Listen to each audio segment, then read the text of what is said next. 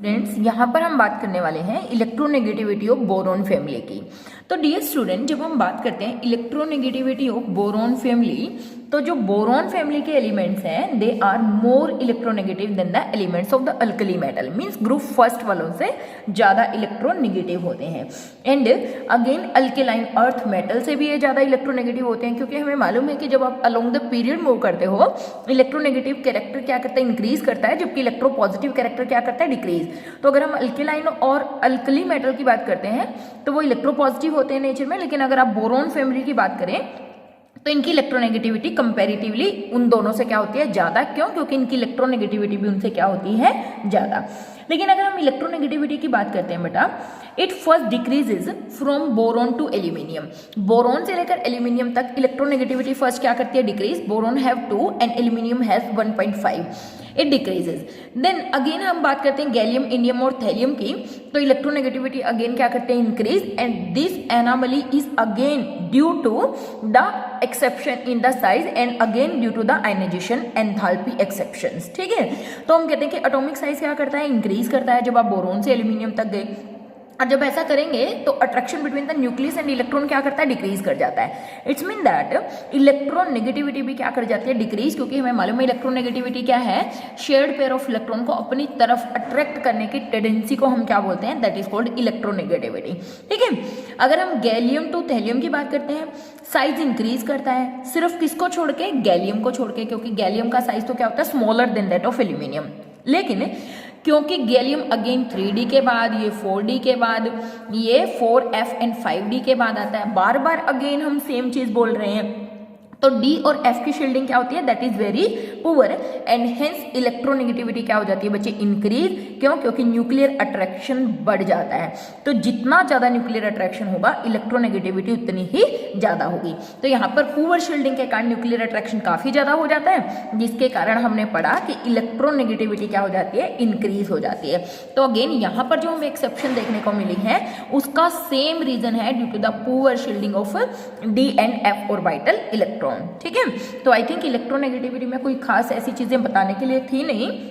हाँ, exceptional cases है, usually हम कहते हैं कि डाउन द ग्रुप जाने पर इलेक्ट्रोनेगेटिविटी डिक्रीज करती है। क्यों?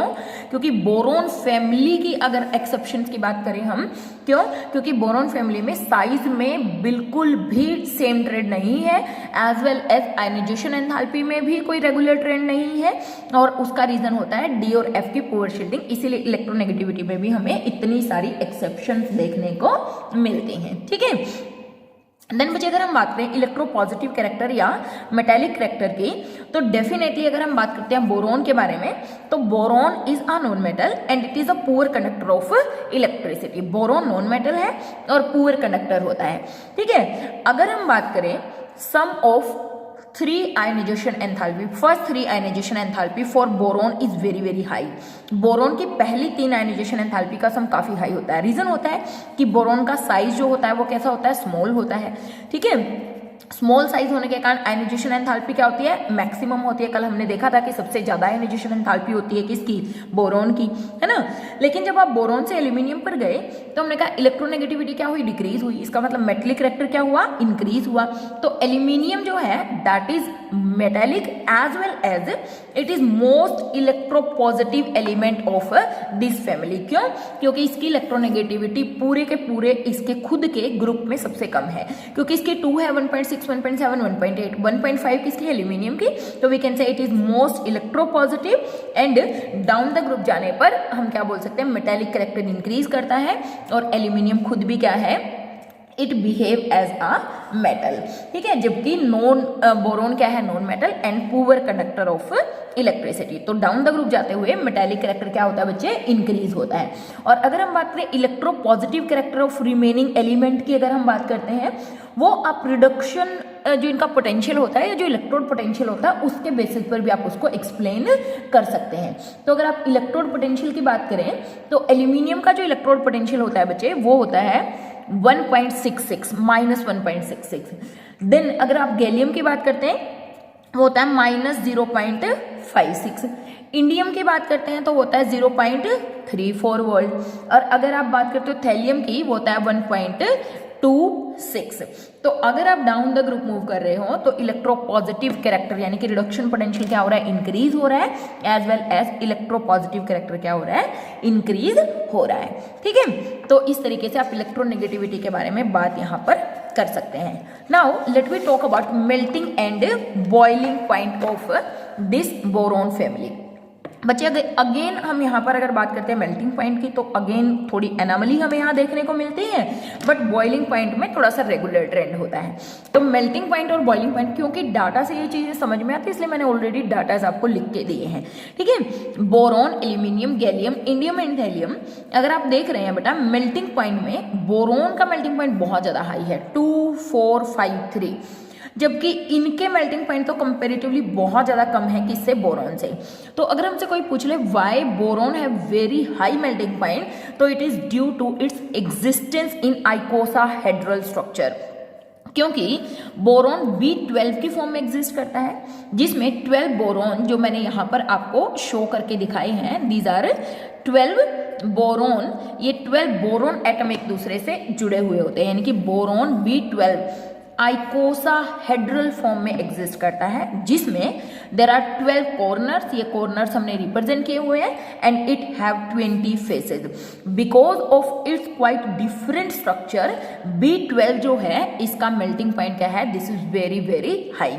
अगर आप बोरॉन के बाद एल्यूमिनियम की बात करते हो तो एल्यूमिनियम में एकदम से क्या हो जाता है, मेल्टिंग पॉइंट डिक्रीज होता है 933। देन गैलियम का अगर आप मेल्टिंग पॉइंट देखेंगे तो इट इज वेरी स्मॉल, या आप बोल सकते हो गैलियम का मेल्टिंग पॉइंट पूरे उसमें सबसे कम होता है।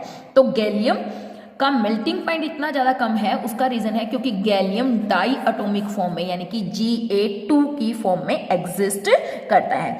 और अगर मैं बात करूं समर्स में ये लिक्विड की तरह एग्जिस्ट करता है, समर्स में किसकी तरह एग्जिस्ट करता है, it exist as liquid in summer, और स्ट्रक्चर कैसा है Ga2, that is why it have very low melting point. इतना लो होता है कि आप इसको हथेली पर रख लेते हैं तो ये मेल्ट करना शुरू कर जाता है। देन इंडियम टू थैलियम वापस अगर आप जा रहे हो तो मेल्टिंग पॉइंट वापस क्या होना शुरू हो जाता है, इंक्रीज होना शुरू हो जाता है। It's mean that melting point have no regular trend. Boron to gallium it decreases, then again indium thallium it increases, but lowest जो मेल्टिंग पॉइंट होता है वो होता है गैलियम का। ठीक है, उसके विपरीत अगर आप बात करते हो बॉइलिंग पॉइंट्स की, बॉइलिंग पॉइंट में there is a regular decrease in the boiling point. देखिए 3293, 27, 26, 23, 1730, तो मेल्टिंग पॉइंट क्या होते हैं, regular boiling point, sorry boiling point क्या होते हैं, रेगुलरली डिक्रीज करते हैं। ठीक है, अगर आप हमसे कोई पूछ ले हाईएस्ट मेल्टिंग पॉइंट किसका होता है, तो बेटा हाईएस्ट मेल्टिंग पॉइंट होता है वो होता है बोरॉन का। ठीक है, मेल्टिंग पॉइंट और बॉइलिंग पॉइंट दोनों ही किसके हाईएस्ट होते हैं, बोरॉन के हाईएस्ट होते हैं, और उसका रीजन होता है बिकॉज ऑफ इट्स आइकोसाहेड्रल स्ट्रक्चर। ठीक है, बिकॉज इसका स्ट्रक्चर ही क्या है, थोड़ा सा डिफरेंट है, दैट इज आइकोसाहेड्रल स्ट्रक्चर। और एक इंपॉर्टेंट पॉइंट और मैंने यहाँ पर लिखा हुआ है, वो क्या कि लिक्विड गैलियम जो होता है it expand when it changes to solid. Liquid gallium expand करता है जब ये सॉलिड में चेंज होता है। क्यों, क्योंकि हमने कहा कि लिक्विड की फॉर्म में एग्जिस्ट करता है, और जब ये सॉलिडिफाई होता है तो इसका स्ट्रक्चर एक्सपेंड कर जाता है, और density of solid gallium is less than that of the liquid gallium. क्यों, क्योंकि डेफिनेटली हमने कहा कि जब सॉलिड में चेंज होता है, एक्सपेंड करता है, इसका मतलब वॉल्यूम इंक्रीज करती है, और डेंसिटी क्या होती है, that is mass by volume. अगर ये चीज बढ़ेगी, वॉल्यूम अगर क्या होगी, इंक्रीज करेगी, तो डेंसिटी क्या करेगी, डिक्रीज। इसीलिए सॉलिड गैलियम की डेंसिटी कम होती है किससे, लिक्विड गैलियम से। तो यहाँ पर जो हमें एक्सेप्शंस देखने को मिल रही हैं, इन्हीं एक्सेप्शन के कारण हमें मेल्टिंग और बॉइलिंग पॉइंट स्ट्रक्चर के कारण एग्जिस्टेंस, वो किस फॉर्म में एग्जिस्ट करते हैं, इसके कारण हमें काफी एक्सेप्शन देखने को मिल रही हैं।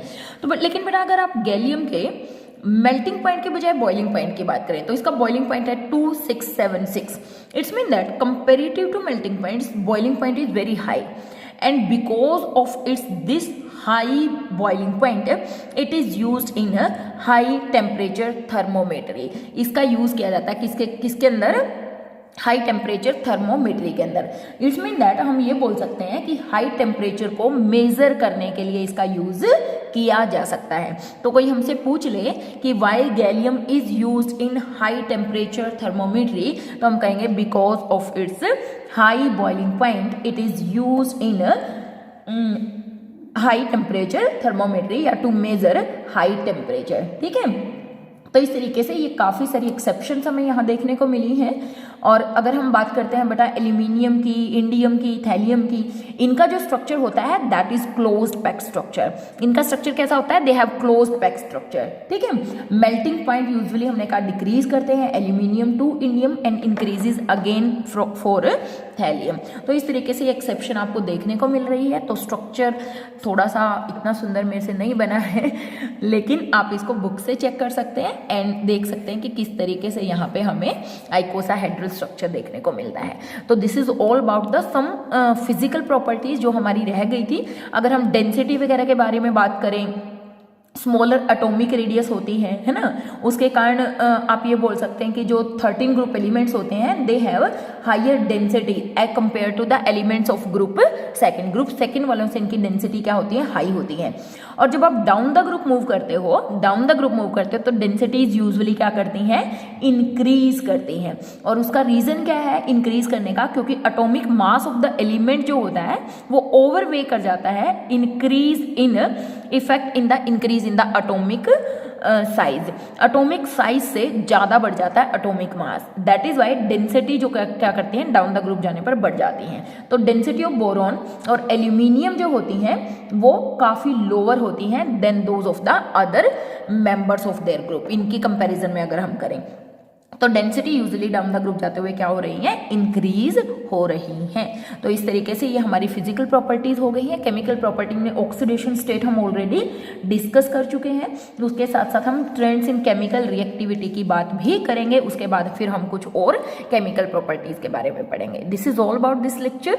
तो मिलेंगे नेक्स्ट लेक्चर में नए टॉपिक के साथ। Till then have a nice day बच्चों।